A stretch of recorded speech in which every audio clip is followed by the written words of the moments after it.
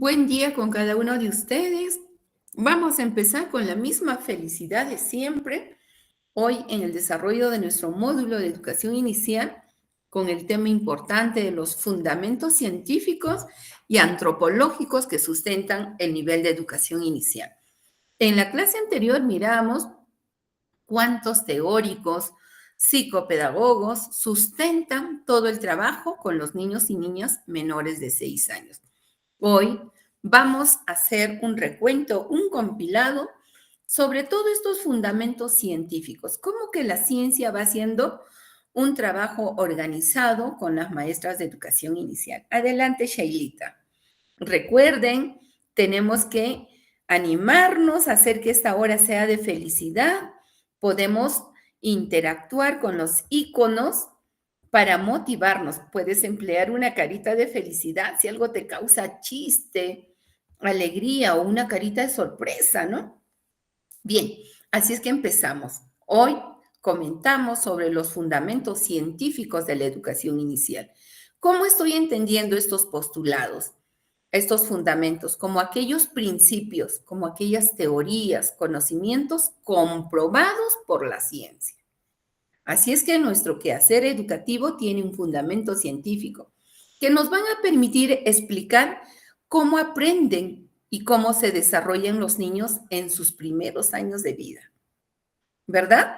Estos fundamentos nos van a orientar nuestro quehacer, nuestra práctica pedagógica, ayudándonos a nosotros los mediadores a brindar una enseñanza adecuada, integral, basada en la evidencia. Adelante, Shailita.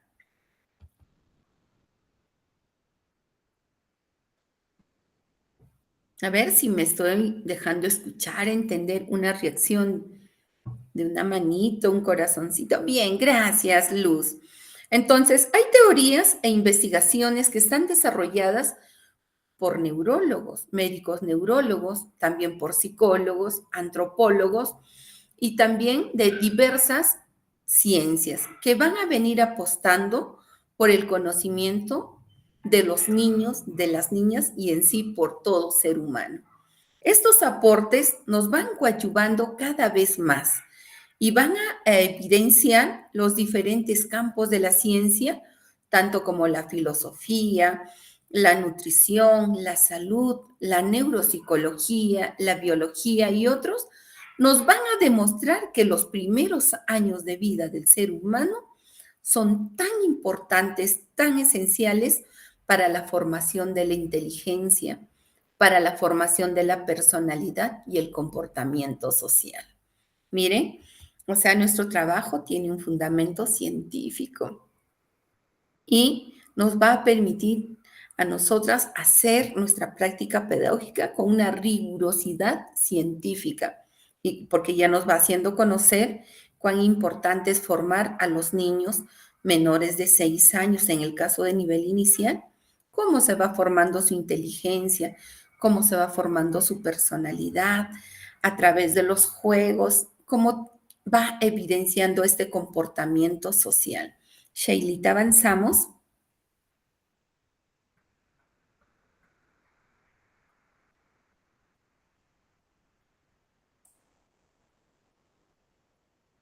Entonces, actualmente existen muchas investigaciones sobre la infancia y nos van dando luces, miradas, nos van dando sus aportes y nos permiten generar ese acompañamiento pedagógico a los niños menores de 6 años, o sea, que están contemplados entre 0 a 5 años de edad. Entonces, dentro de tantas investigaciones, vamos a mencionar a Carnegie. Él nos dice que existen muchos factores que protegen para una buena atención que se debe dar en los primeros años de vida del infante. Este autor, Carnegie, nos plantea en 3 aspectos para nosotros tener presentes. Primero, debemos enfatizar en los buenos cuidados durante el embarazo de la madre hasta el nacimiento del niño. Si nosotros recibimos a niños y tenemos la oportunidad, ¿me están escuchando? Parece que se expulsó de la sala. Hagan un dedito, por favor, si me están escuchando. Bien, gracias. Mientras retoma el internet, en Tarma debe estar con lluvia, ¿no? Entonces, nosotros cuando recibimos a los niños en el jardín, ya los traemos con todo un mundo, una experiencia vivida. Pero, ¿qué nos dice este científico? Que nosotros, a través de las escuelas de familias, trabajos con comunidades, podemos revalorar el rol del cuidado a la embarazada hasta el momento del nacimiento.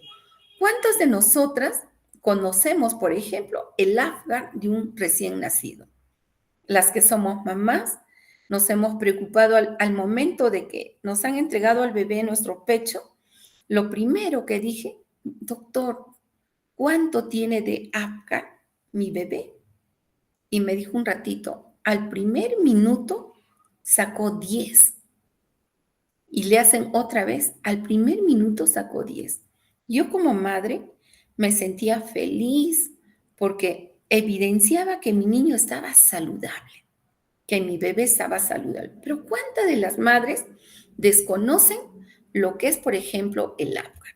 Entonces, a ver, confírmeme si se está observando o no el PPT. Y Sheilita, si estás en sala, porque yo no te logro ver. Confírmeme, por favor, con el audio.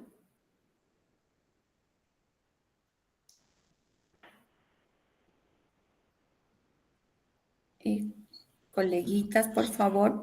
Sí, ¿no? Nelsi me dice que sí, pero no la veo a Sheila.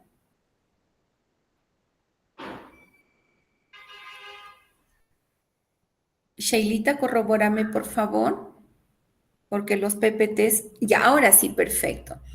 Entonces, ¿qué nos dice Carnegie? Nos habla la importancia de los cuidados durante el embarazo de la madre hasta que nazca el niño. Y segundo postulado nos dice cuán importante es la responsabilidad de los adultos al cuidado del niño para que crezca en un ambiente familiar de adultos responsables. Pero muchos de nosotros vamos a decir, Rocío, ¿qué culpa tengo yo que tengo una familia irresponsable? No se trata de buscar responsabilidad aquí o allá, se trata de prevenir a través de escuelas para familias, cosa que así estas familias puedan generar prácticas de crianza, de cuidado infantil adecuado y positivo. Y Carnegie también nos habla del tercer postulado. El apoyo de la comunidad es decisivo para asegurar que no existan factores negativos de violencia, de droga o de otros. Entonces, Sheilita, vamos avanzando el PPT, por favor. Ahí nos quedamos, uno más. Excelente. Gracias, Sheila, gracias. Entonces, todos estos descubrimientos y fundamentos científicos nos están haciendo notar que existen descubrimientos que van reforzando esta mirada holística, este enfoque holístico que exigimos las maestras en la formación del niño. En realidad no se trata de formar solo niños pensantes, sino también que se desarrolle esa dimensión espiritual, que el niño sepa agradecer a un Dios proveedor de vida, de alimento, de familia, que un niño sepa practicar los valores, que este niño tenga armonía en los movimientos, que en su expresividad motriz demuestre su desarrollo armónico, que este niño tenga ese rol de trascendencia, que sepa convivir con los demás compañeritos, también con su familia o en los diferentes entornos. Gracias a estos postulados científicos, nosotros reforzamos el enfoque holístico de la educación que está orientado o tiene una mirada a la atención integral del desarrollo físico, mental, social, moral, emocional, físico, etc. Recordemos, hermanas maestras, que el niño es un todo, es una unidad biopsicosocial y que debe ser desarrollado en todas sus dimensiones, no solo en la parte cognitiva. Entonces, este trabajo científico, estos postulados científicos nos van demostrando que además de la importancia de las primeras experiencias que debe tener el bebé y también de todas sus experiencias precoces en sus potencialidades, también debe ser reconocido en sus competencias.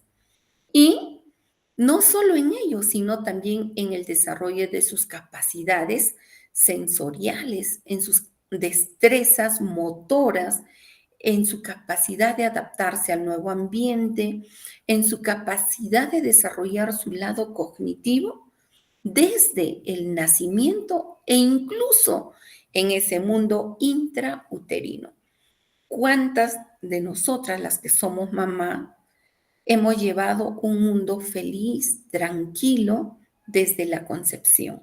O antes de ello, ¿cuántas de nosotros hemos pedido al esposo o a la esposa su tarjeta de vacuna para decir que la carga genética de mi esposo se va a unir a una carga genética como la mía y ambas cargas genéticas va a dar origen a un huevo cigote donde se va a garantizar un ser saludable? Miren, las bases científicas nos demuestran a nosotros que surge la necesidad de socializar estos temas con las familias. Casi nada podemos hacer con los niños que ya se formaron y vienen a los 3, 4, 5 años al jardín. Pero sí, quizás a través de las escuelas de las familias podemos fomentar estas charlas que le van a servir a las familias cuando puedan engendrar un segundo hijo o que también ellos hagan réplica con otros familiares cuando se vayan a embarazar. ¿Qué criterio se debe tener presente? ¿Cuánto de nosotros ni sabíamos que estábamos embarazados? ¿O cuánto de nosotros nos embarazamos por embarazar sin cuidar esa carga genética? Y ahora nos demuestran estos fundamentos científicos que es muy importante las primeras experiencias del bebé. Wow, es tremendo hablar de la teoría de Pickler, de la doctora Chokler. Ellas nos dicen que tengamos una mirada respetuosa. Todavía existen los famosos corralitos para encerrar al niño, que ahí se pare, se sienta, se pare. De eso no se trata la primera infancia. ¿Cuántos todavía ponemos al niño cuando no está maduro en el andador? Le estamos poniendo a los 4 o 5 meses y nos alegramos cuando el niño da sus primeros pasos, olvidando su proceso de maduración neurológica del niño, dañándole la columna a los pequeños. El sentarse, el pararse, el caminar deben ser procesos normales, espontáneos, naturales que se van a dar de acuerdo a su madurez neurológica del niño y no tenemos que forzarlos nosotros. Entonces, ahora de qué me doy cuenta que es muy valioso cuidar a una madre embarazada, de velar por un nacimiento idóneo, ideal, que no sea frustrante. A veces la mamá que no ha hecho profilaxis no sabe ni pujar. Quiere pujar al bebé, está por salir la cabeza, retrae. Hace 3, 4 intentos cuando empieza a dañar las neuronas del bebé. Por eso que la gran mayoría ahora de las madres jóvenes ya no quieren dar a luz por parto normal. ¿Se someten a qué? A las cesáreas. Y la cesárea dicen que está garantizada para cautelar o velar también por su carga de neuronas que trae el niño, mientras en el parto natural el bebé sufre un ajuste, un apretamiento de sus neuronas y es algo que lo perjudica. La verdad, aquí tendría que sustentar bastante el médico, ¿no? Que trae el bebé al mundo en tales condiciones, pero nosotros solamente estamos en el espacio de reflexión, que nuestra mirada es holística. Hay que darnos cuenta de todo. Si tengo en la cuna un bebé de 1 añito y todavía no se sienta, yo me tengo que preocupar, tengo que firmar convenios con los médicos de PROMSA o de Salud para poder orientar de repente a la familia y ayudar al niño. Nuestro meollo, nuestro objetivo es el niño. Sheilita, avanzamos. Miren cómo la ciencia nos va demostrando que nuestro trabajo tiene un sustento pues bien dado. Y hay un fundamento biológico. Aquí, todos estos estudios se van a basar con mirada al cuerpo humano, el cerebro y el sistema nervioso en su conjunto. ¿Cuánto de nosotros sabemos el peso y el tamaño del cerebro de un recién nacido? ¿O cuánto pesa, o cuál pesa más, el cerebro de una mujer o el cerebro de un varón de iguales edades? ¿Cuál de los cerebros tiene de repente mayor desarrollo, de una mujer o de un varón? En sí surge esa necesidad de empoderarnos, de leer, para poder explicar cómo se da el crecimiento físico y la maduración del sistema nervioso, que sí o sí van a influir en el aprendizaje de nuestros niños. Estos fundamentos biológicos nos van a permitir reconocer cuán importante es la alimentación, el sueño, la salud, la estimulación temprana para que se logre el desarrollo integral de nuestros niños. En nuestro caso, hoy día, ¿cuánto de los que estamos en sala habremos nutrido nuestro cerebro? Por lo menos habremos consumido 2 frutos secos, porque el fruto seco tiene grasa natural.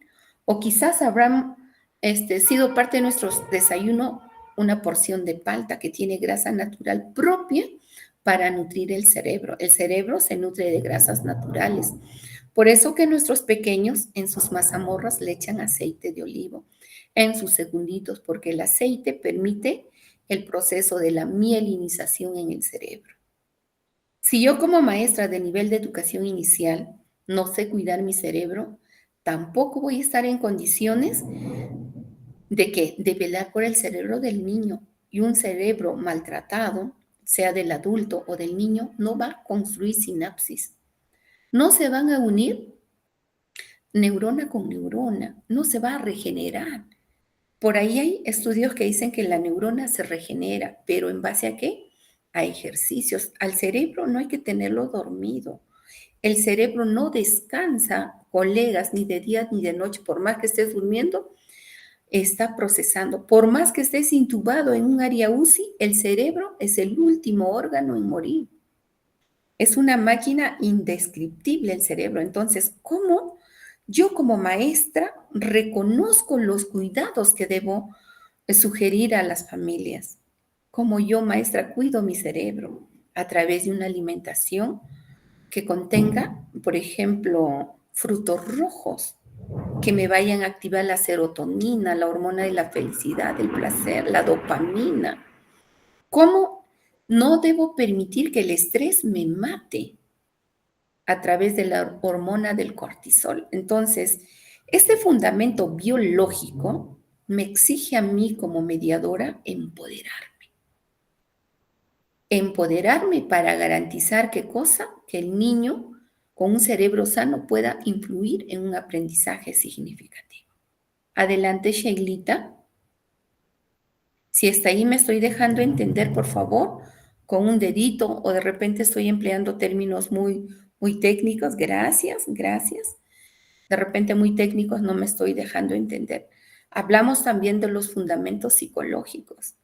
Hablar de ciencia es tener un sustento en la psicología. Y aquí nos vamos a apoyar en las teorías del desarrollo cognitivo, emocional, social del niño. Y ahí saltamos la teoría cognoscitiva de Jean Piaget, la teoría sociocultural de Lev Vygotsky, la teoría de Erickson, entre otras teorías de David Ausubel, de John Dewey, de María Montessori, etc. Todos estos teóricos nos van a invitar a reconocer cómo el niño piensa, cómo el niño siente, cómo el niño aprende. El niño aprende haciendo, el niño aprende jugando.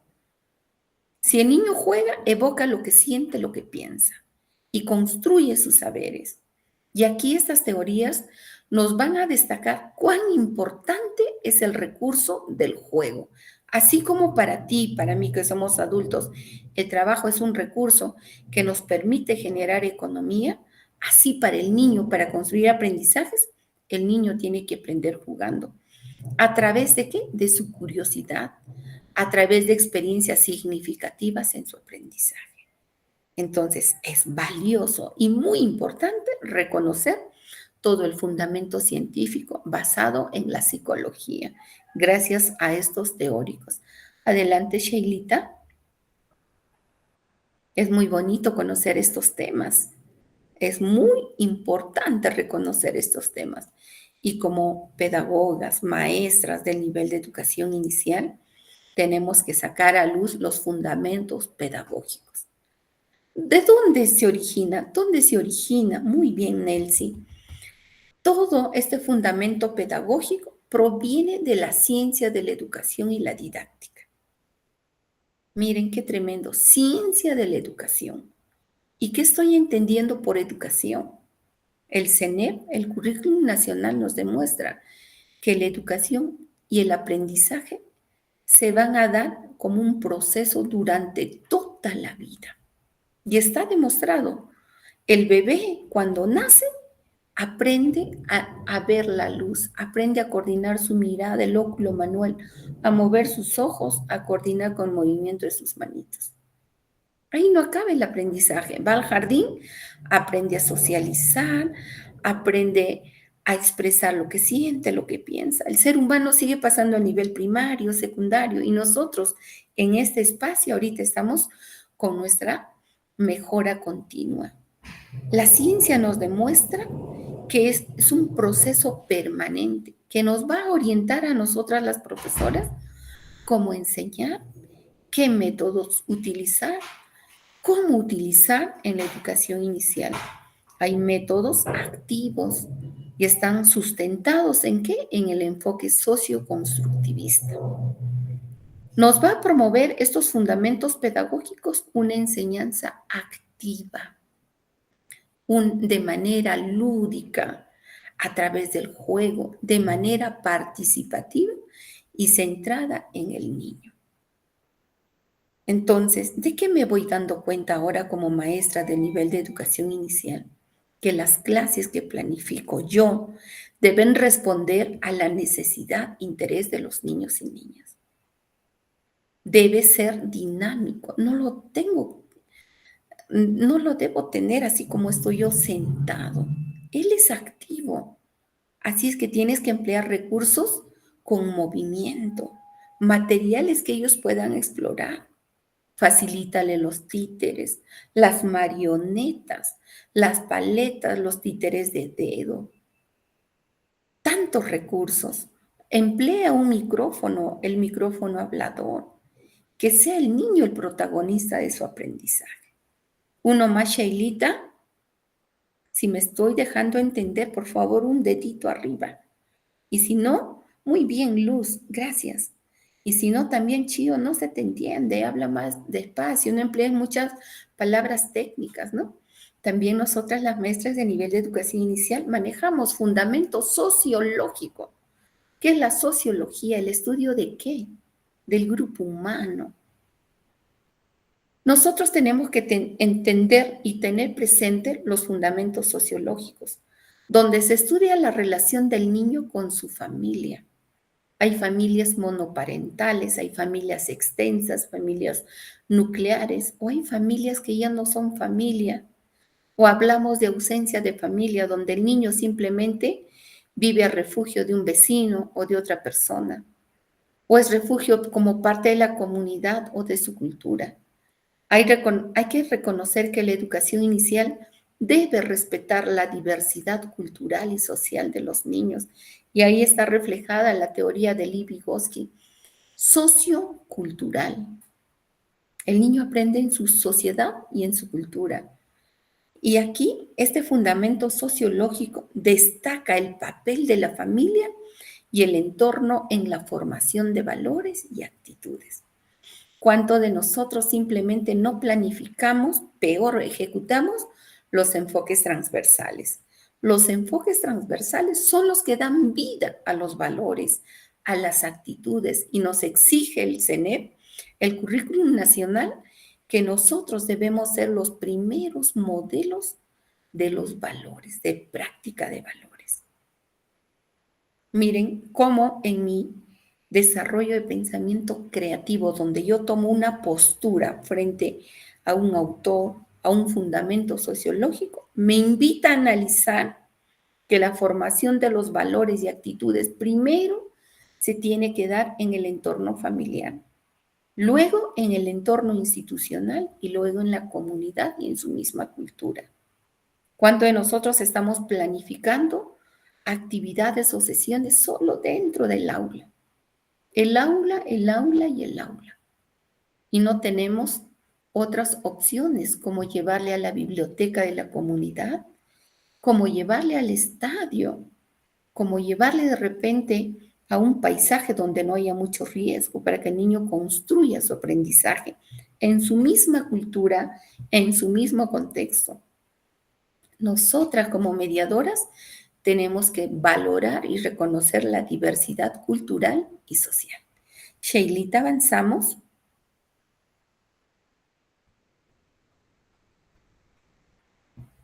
Hablar de los fundamentos científicos en realidad exige de bastante lectura, empoderamiento. Si no, vamos a caer en un trabajo suelto, sin sustento, y pues no nos va a ayudar. Sheila, avanzamos, por favor. Gracias, Sheila. También tenemos que reconocer los fundamentos filosóficos. ¿Y qué es filosofar? Es buscar el porqué de las cosas.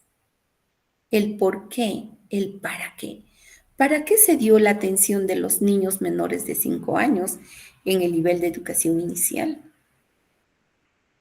¿Para qué se da el rol mediador de la maestra de educación inicial? Porque es importante concatenar la familia con la institución educativa y el niño. ¿Será importante ese trinomio humano? Entonces, en este espacio del fundamento filosófico, nosotros tenemos que saber llegar a ese nivel de reflexión sobre el sentido, el propósito y los valores de la educación. Cuando trabajamos las rúbricas, en la primera rúbrica donde dice activa, ¿no? Activas tú como profesora al niño con su aprendizaje, le haces descubrir realmente para qué está aprendiendo, cuál es el propósito pedagógico, el propósito social y qué valores, por lo menos en el desarrollo de esa actividad se van a evidenciar. Es que nosotros tenemos que llegar al nivel de definir la visión de la persona, la visión tuya y pregúntate, ¿por qué estoy asistiendo al desarrollo de estos módulos con ADNILS? ¿Para qué estoy asistiendo? ¿Solamente para conseguir un cartón de segunda o de especialización o de diplomaturas o de actualización? ¿Es para ello? ¿O es que tengo un propósito personal de crecer en la mejora continua? Quiero lograr mi escala.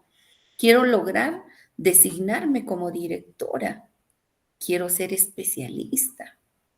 La educación, cuando tiene el fundamento filosófico, nos invita a pensar y repensar, a definirnos nosotros primero en nuestra visión personal y luego decir, ¿para qué existo como persona y cómo puedo transformar mi sociedad? Y eso se busca formar desde la infancia.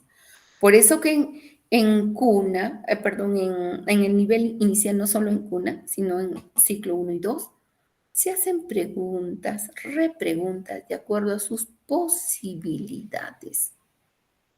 No es que voy a esperar que llegue al segundo ciclo todavía y decirle, ¿por qué crees? No. Hay que ejercitarnos desde la primera infancia. Hay que buscar esos principios que nos sustentan a nosotros como seres humanos, seres con respeto a nuestros derechos fundamentales, respeto a nuestra dignidad humana, con libertad, con igualdad y con justicia. Qué bonito, ¿no? Muy interesante para analizar. Hablar de filosofía es romper esquemas. Y una persona analítica en realidad llega muy lejos. Sheilita, avanzamos.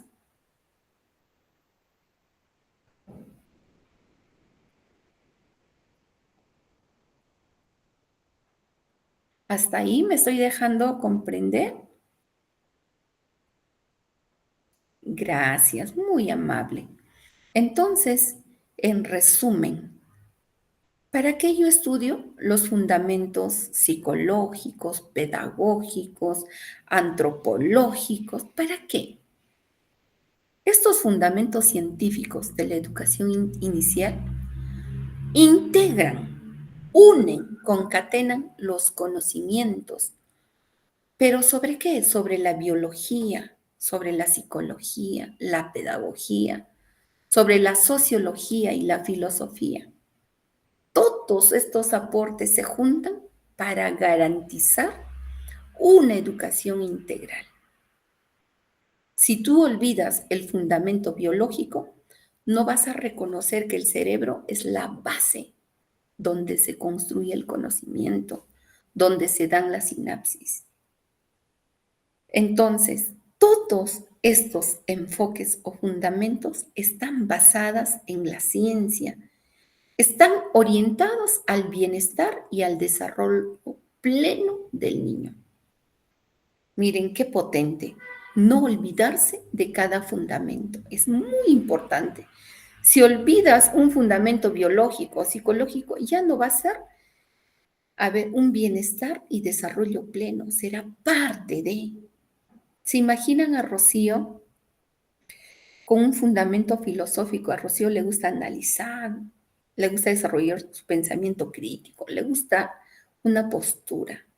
Y Rocío sale a la calle y le gusta hurtar o robar.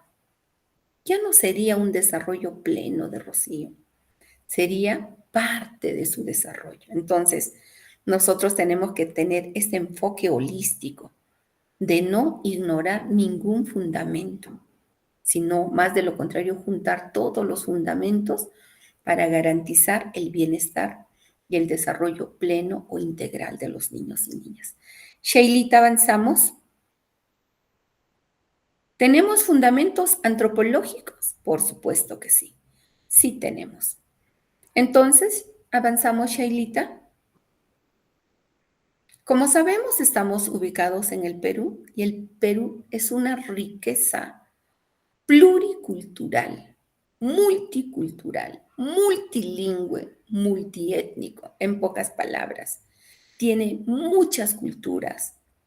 Hablamos muchos dialectos, hablamos lenguas originarias, tenemos grupos sociales, tenemos muchas etnias o grupos sociales. Tenemos nomachiguenga, ashánicas, tenemos huancas, sausas, etcétera, etcétera. Pero aquí nosotros tenemos que tener esa mirada de valoración, de ver esta realidad cotidiana que está fuertemente influenciada por la globalización y también por las poblaciones occidentalizadas. ¿Qué quiere decir?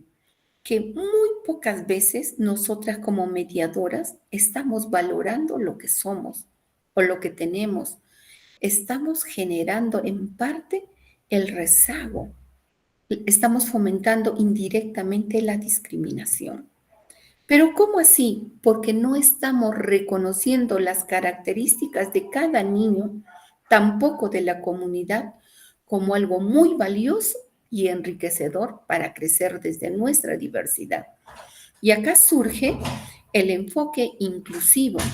El enfoque inclusivo no solo está dado para los niños con variabilidad, lo que antes decíamos, niños con necesidades educativas especiales.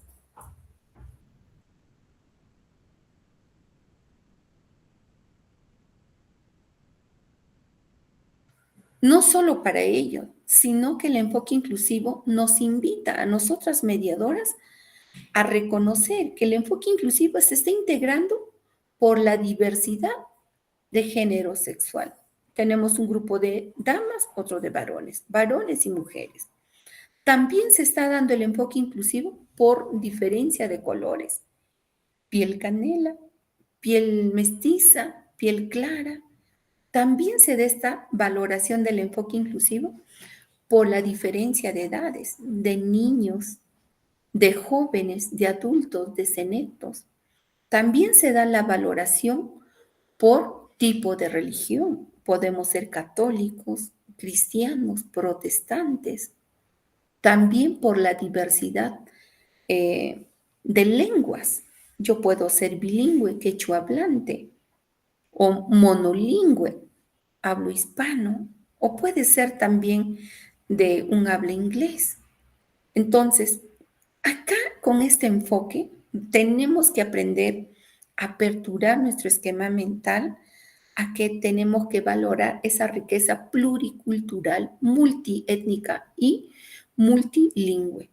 En el Perú se hablan 48 lenguas originarias. A nivel del Perú, 48 lenguas originarias.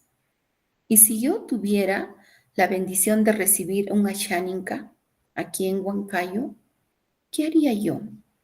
Tendría que prepararme para poder atender a esa necesidad enriquecedora de la diversidad. Pues si no sé, voy a tener que involuntariamente tener que rezagar a esa criatura. Entonces, hablar del enfoque antropológico me está diciendo, reconoce que el Perú es cuenta con muchísimas culturas, cuenta con muchas lenguas originarias, 48 a nivel del Perú, y hay muchas etnias. Entonces, avanzamos, Sheila, y todo esto es muy rico para nuestra práctica docente. El sistema educativo reconoce como uno de sus principios la riqueza de la diversidad cultural, étnica y lingüística, y se encuentra también en el conocimiento, en el respeto y la actitud en el aprendizaje.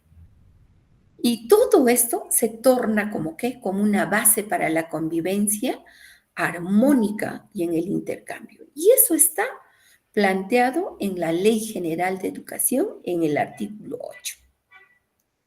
Entonces, todos estos estudios antropológicos, psicológicos, todo esto nos va tornando en experiencias en el ámbito nacional, incluso en el ámbito internacional, viendo cuando se nutren o se fortalecen las políticas de la educación intercultural y sobre todo rural. Hablar de la educación rural es hablar de una gran controversia, porque nos han sembrado la idea que la educación rural es la peor, y no es así. Está en nosotros, en cada uno de nosotros, tornar y modificar ese concepto.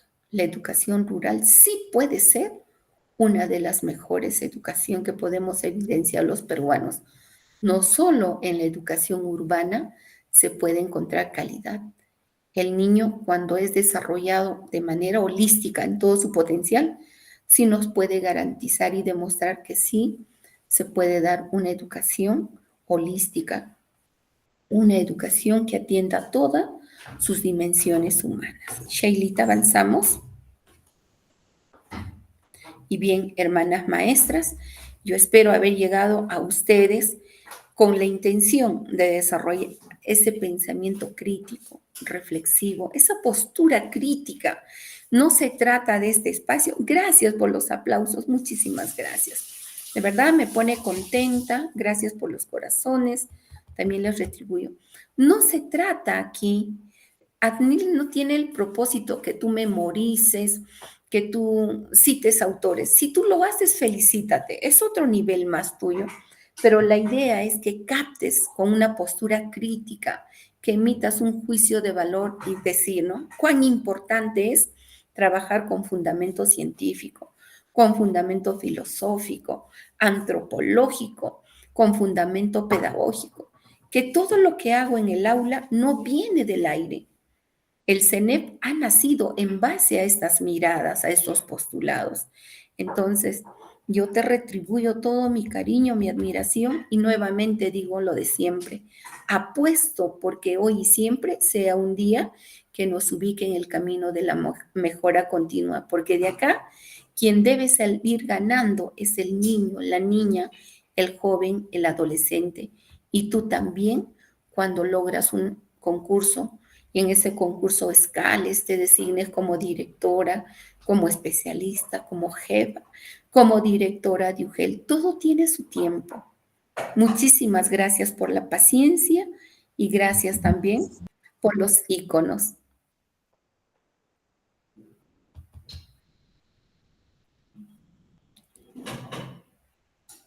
Permiso.